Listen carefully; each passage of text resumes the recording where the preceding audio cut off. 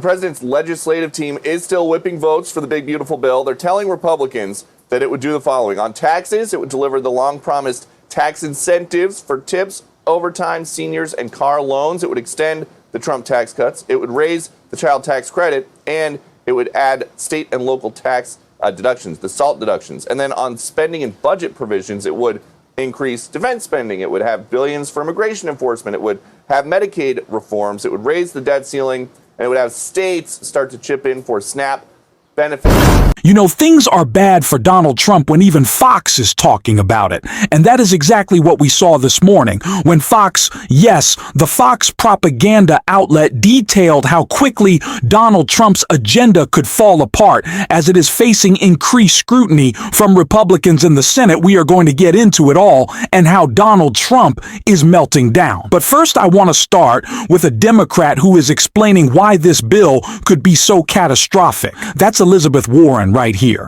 No, and Democrats believe that no grandma should be pushed out of her nursing home so that Elon Musk can take a subsidized rocket ship ride to Mars. It doesn't have to be this way. What if, instead of tax breaks for billionaires, we make the rich pay their fair share? What if, instead of slashing health care for our kids, we make it possible for every American to see a doctor when they're sick without breaking the bank? And what if, instead of giving big oil more giant handouts, we make universal child care a reality for families all across this country? We can tax the rich. Damn it, if Jeff Bezos can afford to rent Venice for $50 million for his wedding, he can afford to pitch in his fair share on taxes so the next kid has a chance to make it big, and the kid after that, and the kid after that. We can make life better for working people. We can make it easier, not harder. We can lower costs for families, not jack them up even more like this bill does. We can put families first, not billionaires and billionaire corporations. Democrats believe this. Democrats are willing to fight for this. We will vote no on this awful bill. And for kids like Vivian, for seniors in nursing homes, for families who rely on home health aides, and for the millions more Americans that this bill will hurt, I urge my Republican colleagues, grow a spine and vote no. It is clear the generational damage that this bill would do. And of course, we've talked so much about these cuts to Medicaid that would kick millions of Americans off of their health care. But even more than that, the ripple effect goes out to rural hospital closures.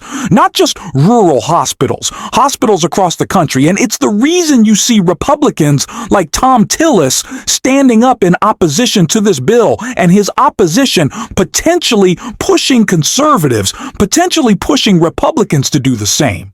So the reason why we saw this bill delayed last night could be very scary for Donald Trump. And before we get to Peter Doocy breaking down why, I want to start with Tillis. Between the state-directed payments and the cuts scheduled in this bill, there's a reduction of state-directed payments. And then there's the reduction of the provider tax. They can't find a hole in my estimate.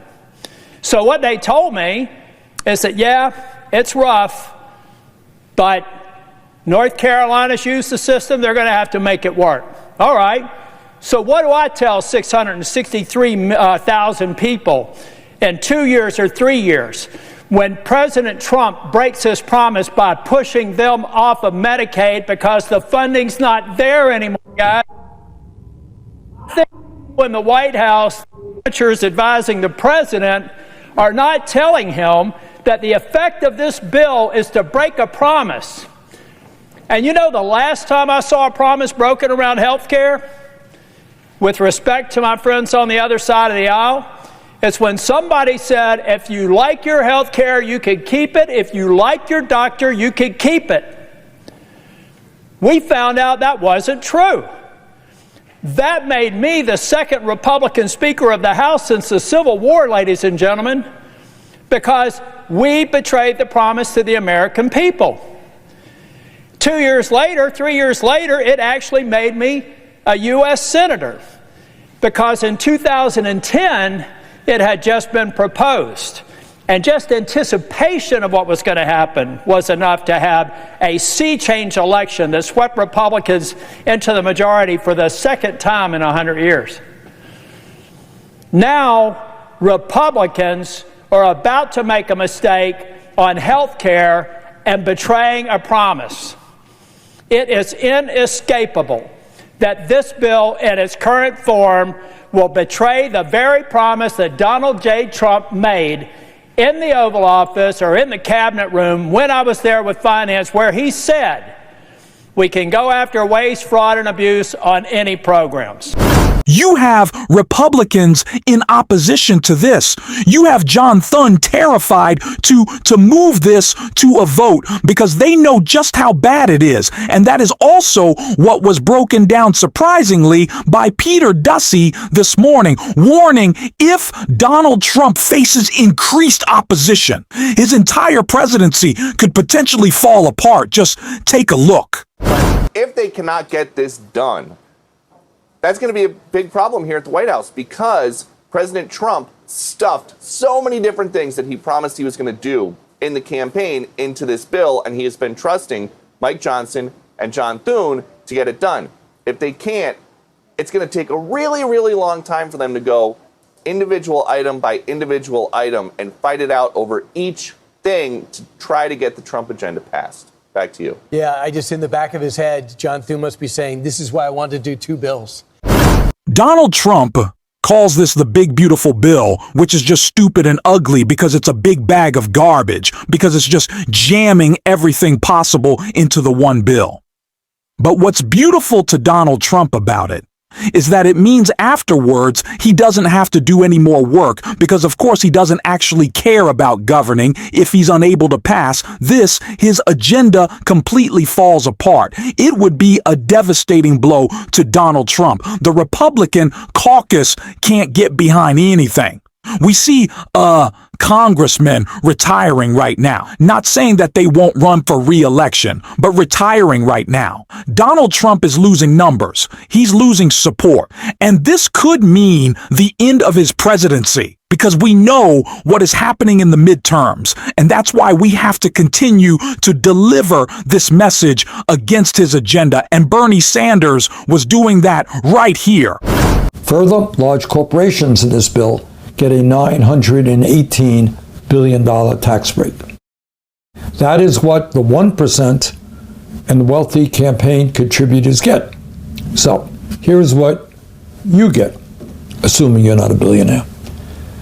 This bill throws over 16 million people off of the health insurance they have by slashing Medicaid and the Affordable Care Act by over $1.1 trillion. So, $1 trillion in tax breaks for the 1%, $1 trillion in cuts in Medicaid and the Affordable Care Act. Further, it forces millions of Medicaid recipients to pay a $35 copayment every time they visit a doctor. So what is the impact of all this? What happens when you throw 16 million people off health care, you impose a $35 copayment? Well, what the Yale School of Public Health and the University of Pennsylvania estimate is that if this reconciliation bill is enacted, and it's unbelievable for me to say this, but this is what they are telling us, this is what they have studied. If this bill goes through and all these healthcare cuts take place, over 50,000 Americans will die unnecessarily each and every year. 50,000 Americans. In other words, this bill is a horrific death sentence for low income and working class Americans.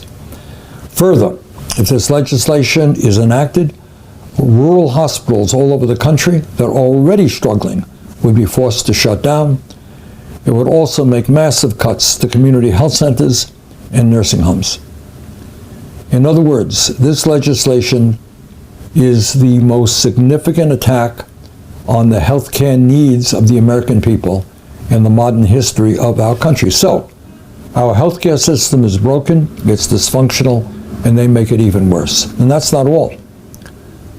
This bill wipes out nutrition assistance for millions of hungry kids at a time when we have the highest rate of childhood poverty of nearly any major nation on earth. This bill will also make it much harder for working class kids to receive the higher education they need by cutting education by some $350 billion. At a time when the planet is struggling with climate change, heat waves now all over the world, this bill decimates investment in energy efficiency and sustainable energies like wind and solar. If you are concerned about how the United States keeps getting into never-ending wars, this bill makes a bad situation even worse by handing out another $150 billion to the Pentagon, a 15% increase in an already bloated Pentagon budget. Now, I want to applaud all of the Democrats, every single one of them, who strongly oppose this bill. And I want to congratulate two Republicans, Senators Paul and Senator Tillis, for voting with the Democrats in opposition to proceeding on this bill. But here is something really interesting and quite telling about where the Republican Party is today. When Senator Tillis of North Carolina indicated that he would vote against the bill, he was lambasted on social media by Trump, and he was threatened with a primary. He actually did not do what Trump wanted him to do. Is there anything in this world that is worse than that? Today, Senator Tillis announced that he would not seek re-election. So it is pretty clear to me, and I would hope to every American, that the Republican Party of today does not tolerate any independent thought. One might have believed that members of Congress were elected to represent their constituents, to do what they thought right for their constituents. But that's not what it is in the Republican Party right now. The sole function of Republican members of Congress is just to tell Donald Trump how brilliant he is, how infallible he is, how great he is, put up a statue of him on Mount Rushmore, oh my God. And if any Republican, like Senator Tillis, suggests otherwise, they will be politically destroyed. This is pathetic, and it has all of the hallmarks of the kind of authoritarian society that Trump wants to take us into. Dissent is simply not tolerated anymore within Republican ranks. I don't have to tell anybody that this is an extremely difficult moment in American history. Trump and the oligarchs have unlimited wealth. They have a great deal of power and they want more. But there is something that we have. And we saw that just last week in the recent mayoral primary in New York City. So what you had is one candidate supported by all of the big money interest, all of the oligarchs, but you had the other candidate who was supported by ordinary people. And guess who won? The guy, Mr. Mamdani, who was supported by rank and file New Yorkers, won the election. So I think what we can learn from that is that if we stand together and not let Trump and his friends divide us up based on our religion or where we were born or our sexual orientation or the color of our skin, if we stand together, we can beat the oligarchs. And let me tell you, in this moment in history, that is exactly what we've got to do.